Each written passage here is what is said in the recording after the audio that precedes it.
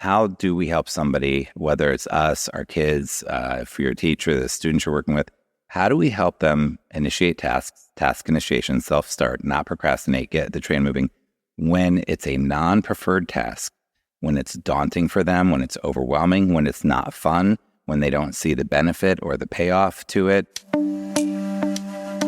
For neurodivergent people, the road to task initiation is often paved with anxiety, so they procrastinate. Why? How is procrastination different for them than for neurotypical people? And why do self-esteem and confidence play such a big role in the tendency to procrastinate? We're talking to executive function coach Seth Perler about task initiation and the road from procrastination to progress. That's straight ahead on episode 184. I'm Emily Kircher-Morris, and this is the Neurodiversity Podcast.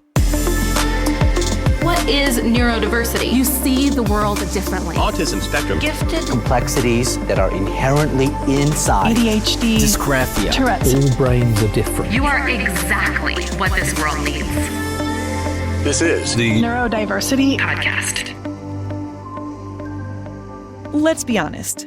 Executive functioning is an area that many of us are consistently working on, sometimes with helping to guide our children or our students to develop those skills, and sometimes we're looking a bit more inward.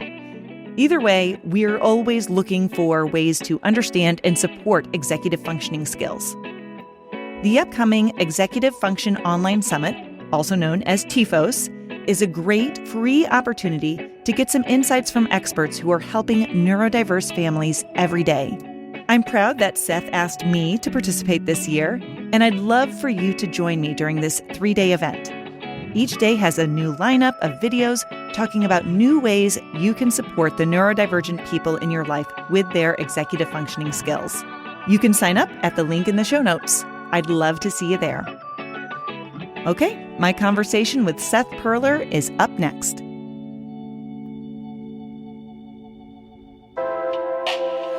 Previously on the Neurodiversity Podcast. Okay, yes, you had these plans for your day, yes, but like just right now, you're going to sit down. What are you going to do? Let's just put it on a piece of paper so we don't have to look at the whole big list until later. And then that can be really helpful. And sometimes that list says, open document, find form, fill out form, question 1 right now. Like, it doesn't matter. I'm sure other people can relate to this, but I know when I make a list for myself, and I live on lists, I will go through, and first of all, I'll write down the things I've already done just so I can check them off. Yep.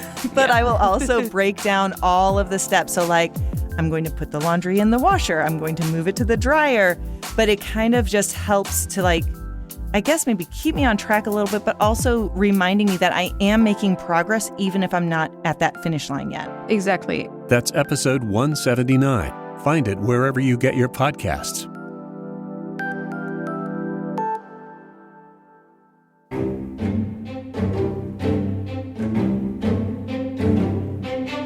I'm excited to welcome back Seth Perler to the podcast today. Seth is an executive function coach who works with neurodivergent kids and is the host of the Executive Function Online Summit, also known as TEFOS, which will be taking place August 11th through 13th. Seth, thanks so much for joining us today. Thanks for having me. Thank you for what you do in the world because you're awesome. And thank you everybody who is here taking time to learn about how to support kids. I know when you and I were planning our talk for today, we wanted to take a deep dive into a particular area of executive functioning. And you suggested that we explore task initiation and procrastination, which I think is an excellent topic. So to start us off, can you explain what exactly task initiation is and how does it differ from other executive functions like planning or working memory or something like that? Yeah, so task initiation is, I guess the first thing maybe that I'll say is let's look at the problem. The problem is when somebody doesn't start a task, initiate a task. When somebody has an important thing to do, so let's say that your child has to start their homework or has to start cleaning their room, or let's say that they're a teenager and they have to start a job application for a job they really want, or they want to go to college and they have to start the college application. Task initiation means how we initiate the task. And as far as executive function is concerned, it means how the frontal lobe or the prefrontal cortex or the front third or so of the brain, and generally speaking, helps us to execute tasks. So executive function, how the brain functions to help us execute tasks. So if we are going to execute a task, like you and I are executing the creation of this podcast right now, we have to use that part of our brain for everything that is needed for us to do this episode, for example, or to clean the bedroom, or I'm going to pick someone up at the airport later. So in order for us to do any task, we have to start. The brain helps us to start. That is the way that I describe it, that is one of the executive function skills. So there are many executive function skills. They overlap, they work together. They don't, it's not the most simple topic by any means, but it's also not rocket science. So these tasks work together like spokes of a bicycle wheel.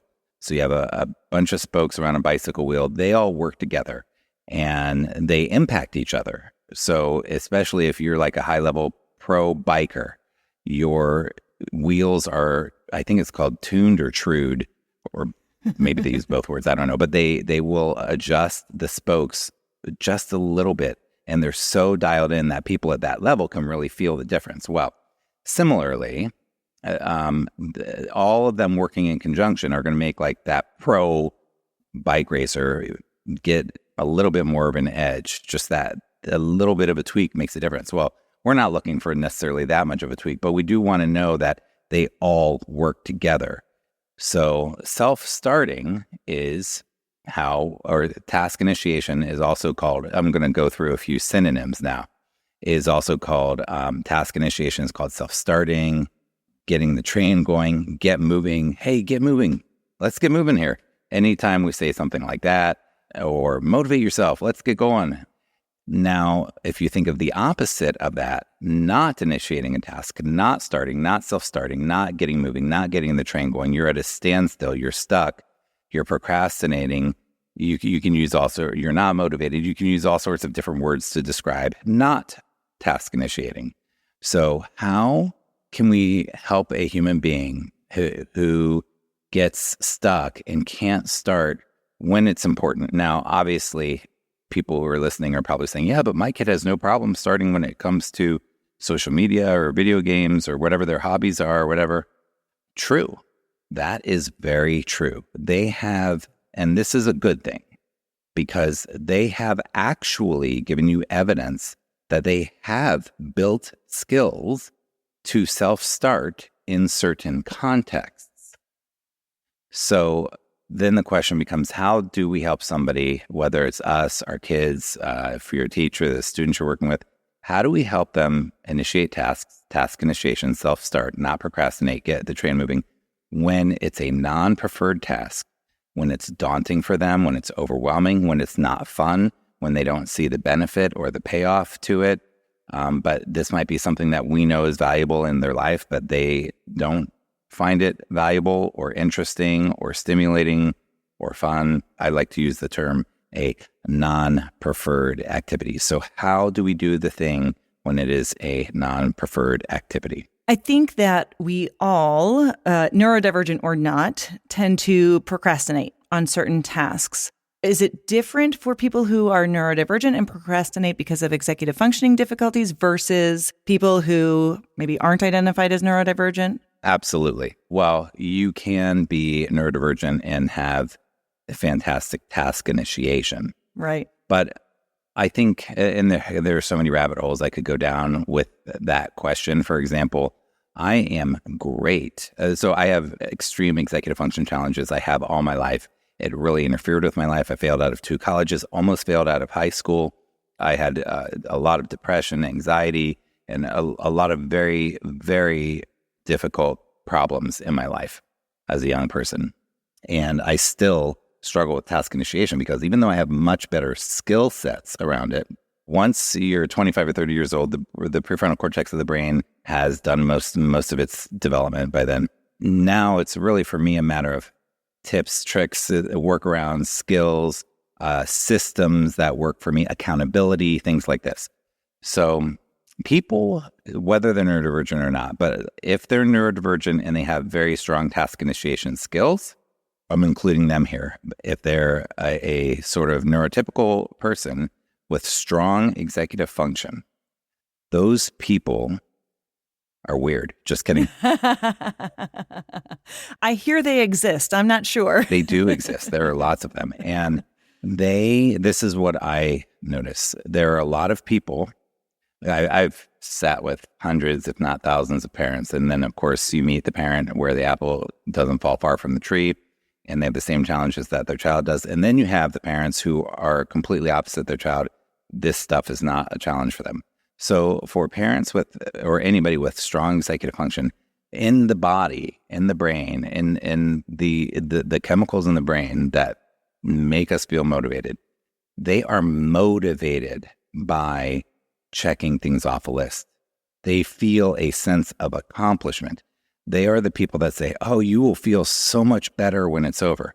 What they don't understand is, no, I do not feel better when it's over as an ADHD executive function challenged, highly sensitive human being. It's just over and I don't have to think about it anymore. It's not that I feel a sense of pleasure and relief and, oh, thank goodness. I'm just like, okay, let's just move on to the next thing. I'm glad that stupid thing's over.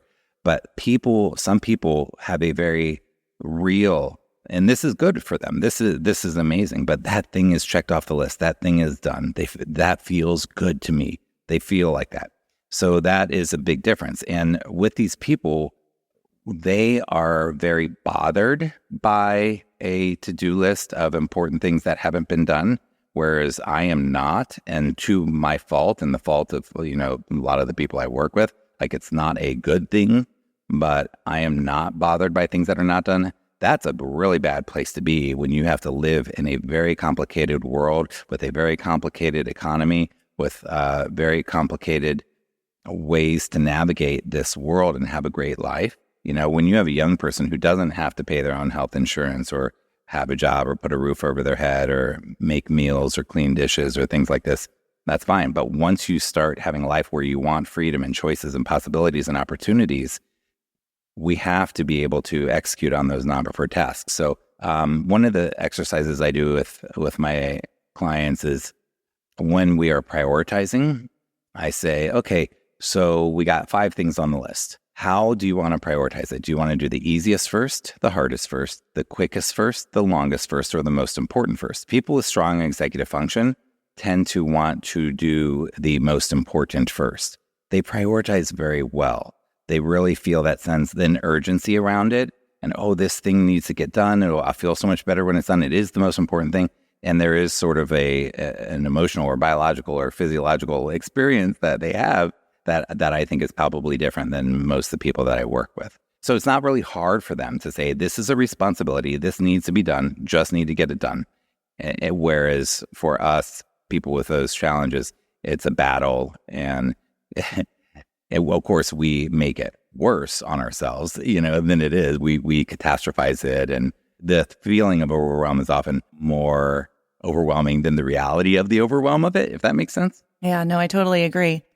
When someone really struggles with executive functioning, there is definitely this piece of self-esteem that is so closely tied with our ability to initiate tasks or do any of the things. But the message that we receive from society about procrastination is just that it's a character flaw, a sign of being lazy, which obviously isn't accurate. What are some ways that people can really work to break down some of those types of assumptions? Well, I guess we then have to look at the 2 types of people. So we have people where it's not a problem and how they might perceive it as lazy or unmotivated or not trying or not caring. And then we have the people who are having executive function challenges and their inner critic is saying, I'm lazy, I'm bad, I'm stupid, I'm not enough, I can't do anything right, I'm unmotivated, I'm lazy, this is too hard. So when you look at somebody who has strong executive function and they want to understand, because then if you look at those people too, you have the ones who want to help, understand, be supportive, and you have the ones who are rigid and set in their ways. I don't spend time trying to convince them of anything. I have no interest in that in my life. But for people who want to help their kid and I can go beyond their ego and say, I just want to know how other people experience the world, how my kids experiences the world and what I can do to help.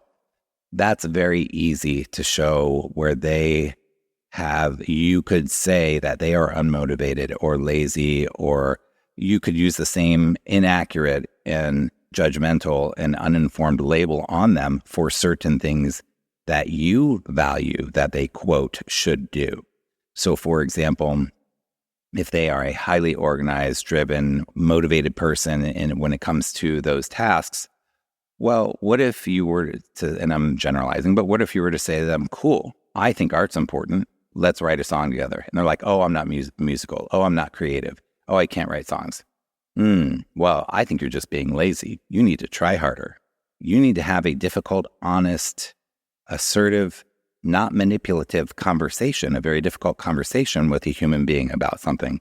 Oh, I don't want to talk about that today, or we don't need to talk, or whatever excuse that they have for not being very clear, open. I mean, difficult conversations are difficult for anyhow. I'm just like giving two examples of like things that, you might be very good at getting things checked off the list, but there are certain things that you are not motivated to do and that you, quote, procrastinate on. Mm-hmm. You might be, an adult who's like having a very difficult conversation with my parents who are set in their ways about how I feel about something that I'm realizing in my life that's not a procrastination thing. Mm-hmm. Well, through my lens, it is. You're procrastinating. You're not motivated. You're dragging your feet, or it could be. Anyhow, none of us want to be judged. But I think for those people looking really at like, what are the things in your life? And like knowing that when you are unmotivated or procrastinating or not self-starting on something that is an important thing, but it's not a checklistable thing, it's something like what I said, like creativity or a difficult conversation or whatever examples you can think of, there is something going on in your body, in your nervous system that it makes you, me, anybody resistant to the non-preferred thing. There is something very real going on. So that's what I would say to them. Now, for the person who is, again, that's the open-minded one. The other one, I don't have time for. But when we're looking at the adult or child who their inner critic is saying, you're lazy, you're unmotivated, you're not lazy. Look at how you are with your hobbies. Look at how you are with the things that are important to you. You do have skills. You have worked hard to build those skills, even though you didn't know that was working hard to build those skills. The inner critic, can be so judgmental and so, oh, I'm lazy. But when it comes to something that's important to us, we have built skills and we can apply those skills to other things. So I really want that person who their inner critic is saying to them these sorts of things to really work on that self-compassion, on understanding how awesome they are. Because a lot of these kids, their strengths are not measured by traditional school, and they have a billion of them. Traditional schooling measures compliance, things that people with strong executive function are good at.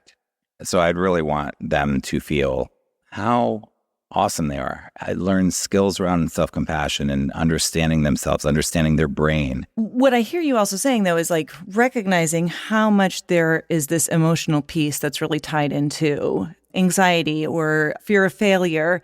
They all kind of play into this dynamic that really influences this. And we've got to be able to help kids, teens, adults, whoever who are struggling with this to try to separate themselves, because there are things that they're good at. There are things that they've built those skills in order to do those things.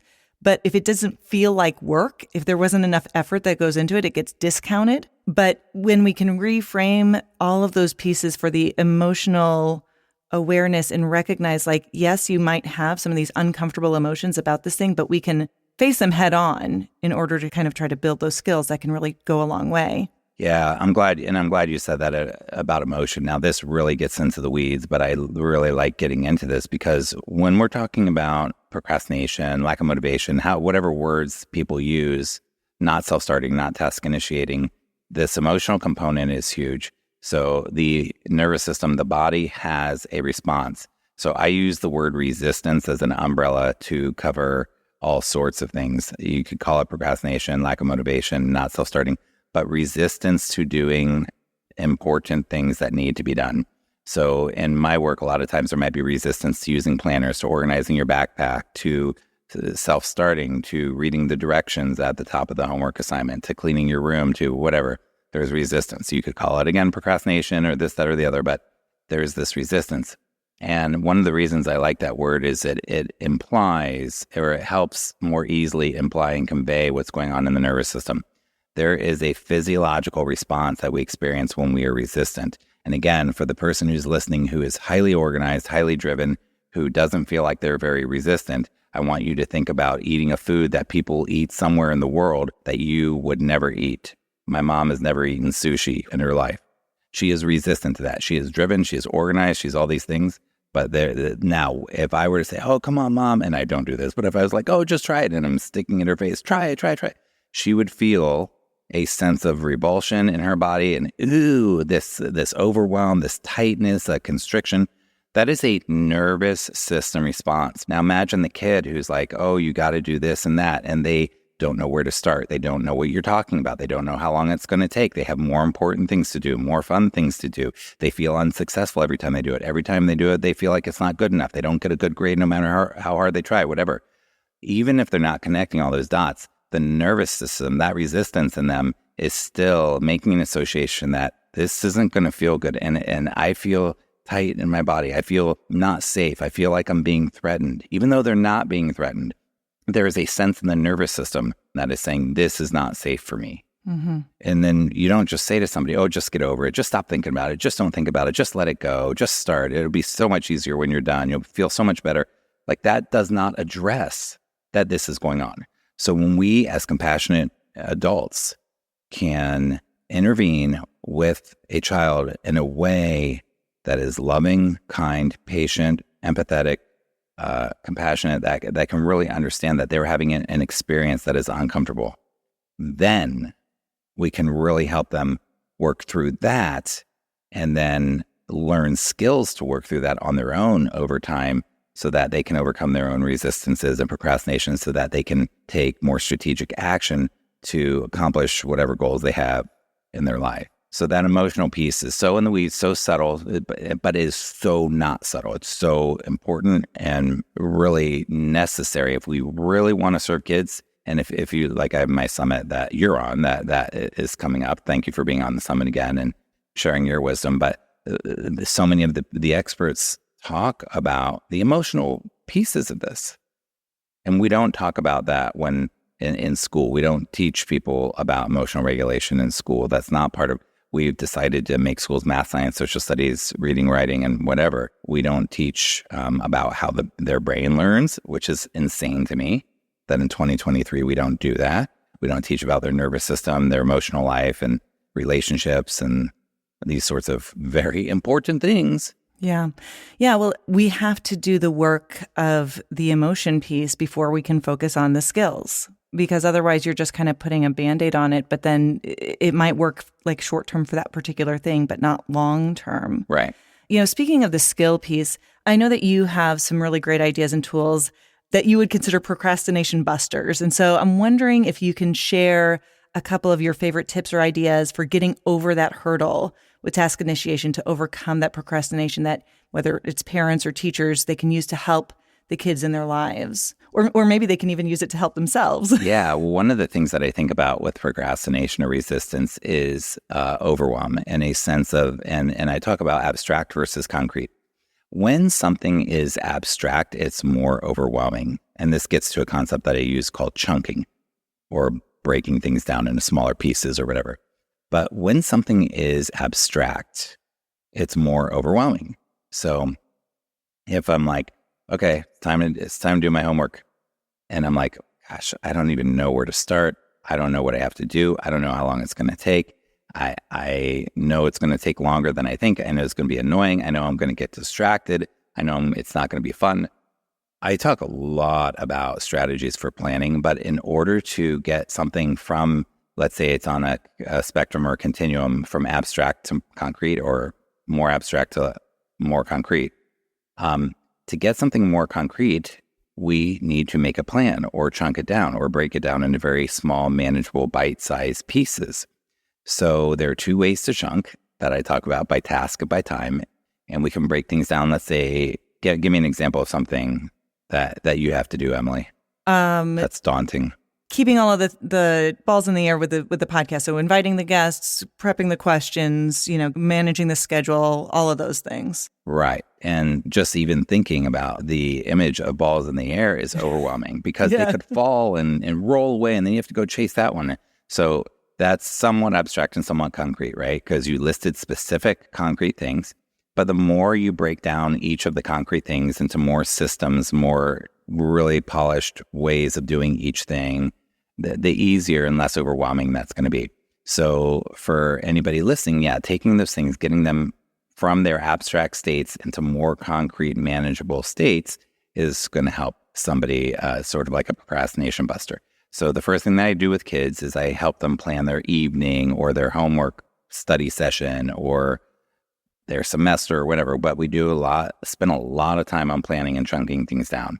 And so you chunk by time or task. I said the time, like you could chunk, what you said was tasks, but you could chunk them by tasks. So you have to do those different tasks to produce a podcast, or you could do it by time. Let's say that you have to edit this video. Well, let's say that let's say we did a podcast for an hour and you need to spend 2 hours editing. You might be like, you know what? I have a half hour right now. And you're going to chunk it. That's chunking by time. Oh, I can chunk for 5 minutes. I can do 5 minutes right now. Now, a lot of times I help kids chunk by time unrealistically, purposely, but I teach them the strategy because a lot of times getting started is all you need. They don't know where to start. It's like, hey, we got 50 math questions. Can we just do 3? Okay, we can do 3. Okay, great. Let's do 3. And then we sort of trick ourselves and, I just did 17. So procrastination busters, another one is I use timers a lot, myself and with kids. So timers are that's a great procrastination buster. Make it into a small, manageable, bite-sized chunk. The timer, digital timer, I'm not talking about a timer on your phone. You can use those, but I want kids to have something separate from their phone. I don't want more distractions with a timer potentially. But a timer is auditory. You can click it and hear it. The digital ones, it's visual. You can see the time going down, and it's tactile. You can touch it, magnetize it, stick it to the wall. So that just makes it very concrete as well.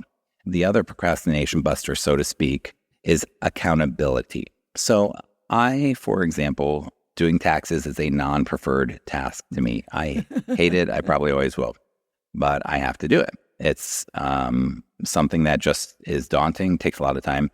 I have accountability. I have an assistant. I do it with my assistant.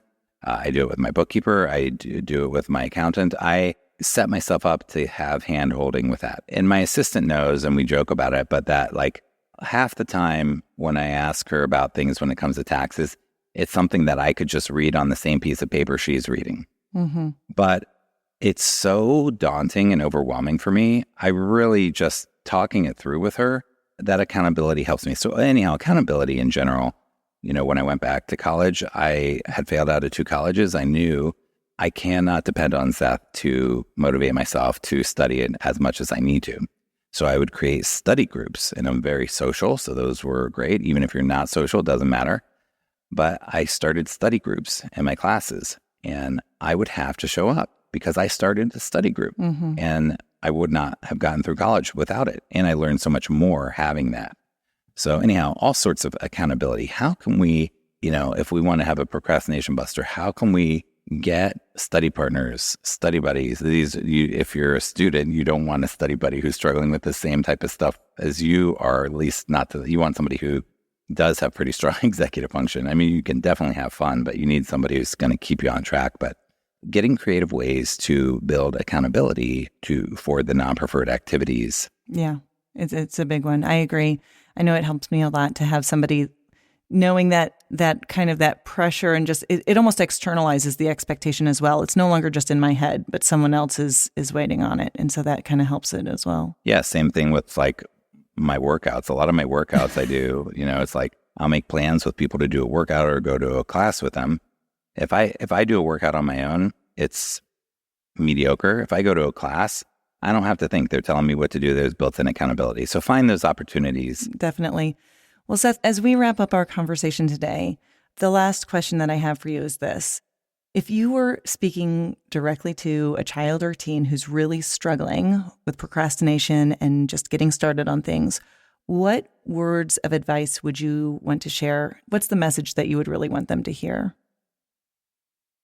I mean, I just want them to understand how incredible they are, how their life and career and future is going to be built on their strengths and their talents and their interests and their passions and the things that matter to them. And that the emotional challenges and the ups and downs that they're going to have are very real, but that they can handle this. They can learn skills to work with that. They can do anything they want with their life. I just want them to feel how awesome. I want them to walk away feeling how great they are. I don't want to try to logic them and convince them of anything. I want them to, as a result of talking, to walk away feeling good about who they are, not thinking rationally and logically about, here, let me give you my wisdom. Let me tell you why life should be easier and why you shouldn't look at it this way or that way. But it's just to really see them and honor them and help them feel like, you're awesome. You're going to figure this stuff out. You got this. Yes, it's going to be hard, but you got this. Nobody has some magic book that tells them all that. One thing I do like to tell kids too is, I don't have it figured out. Their parents don't have it figured out. Politicians certainly don't have it figured out. Their teachers don't have it figured out. And anybody who acts like we have it figured out, we're just pretending we have it figured out because none of us have it figured out. And I think that's very reassuring. And there's a scariness in the abstraction of that, I think, too. But that's kind of also what makes life so interesting is, we're just doing the best we can. The Executive Function Online Summit will be held on August 11th through 13th, and you can register through the link in our show notes. Seth Perler, thanks so much for joining us today. Thanks so much. Yeah, show up to the summit. It is pretty good. I'm excited. All right, take care, everybody. Being neurodiversity affirming can be a tricky thing to manage when it comes to skills like task initiation. On the one hand, we want the kids and teens in our lives to know that we understand that these skills don't come as automatically to them as they do maybe to others, but that doesn't mean that they're lazy or uncaring.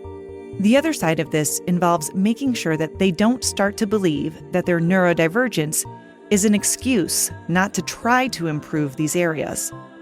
There's a balance between the empathy that we can show them for the experiences that they're having and the tools we provide to help them develop the skills in a way that works for their neurodivergence instead of against it.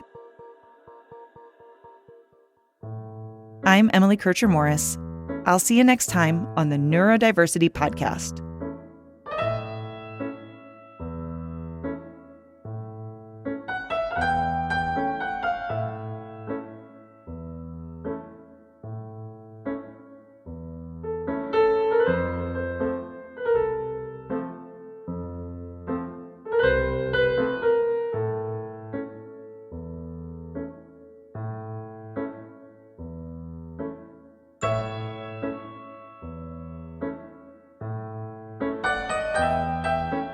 Thanks again to Seth Perler, and of course, Emily will be participating with Seth in TEFOS, an executive function online summit for anyone with executive function challenges or who knows someone who struggles. It's August 11th through 13th, and you can sign up for free by clicking the link in the show notes. Our host is Emily Kircher-Morris. Our office manager and social media director is Krista Brown. I'm the executive producer, Dave Morris. For all of us, thanks for listening, and we will see you next time.